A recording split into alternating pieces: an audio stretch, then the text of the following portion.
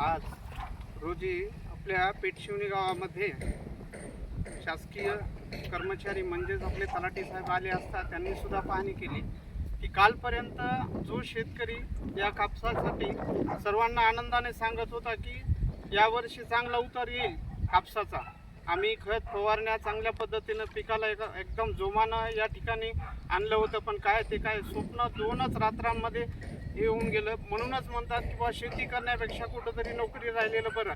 पण प्रशासनाला कधीतरी जाग आली पाहिजे की या शेतकऱ्यासाठी काहीतरी कुठल्या तरी उपाययोजना कराव्यात आणि या जर शेतकरी सुधारला तरच देश प्रगतशील होईल या भावनेनं कुठंतरी शासनानं शेतकऱ्यांकडे पाहिलं पाहिजे. आज काय व्यथा आहे शेतकऱ्यांची, घरामध्ये खायला अन्न पाण्यासाठी पैसा नाही आहे तर सर्व काही पैसा या शेतीमध्ये खर्च केलेला आहे.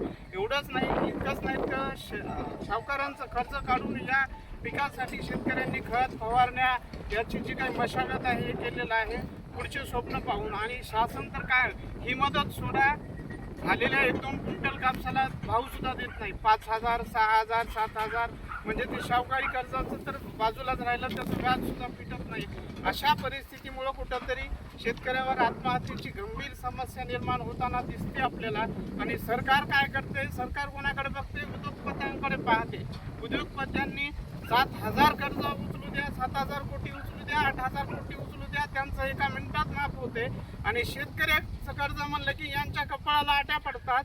यांच्या घरचं जणू काय आपण राशनच घेऊन येत आहोत आणि यांना राशन पुरवणारं कोण आहे तर शेतकरीच आहे. यांनी शेतकऱ्याकडे पाहिलं पाहिजे एवढीच व्यथा मांडतो या ठिकाणी. आणि माझे 2 शब्द शेतकऱ्यांबद्दलचे संपवतो. पाणी घेते पाणी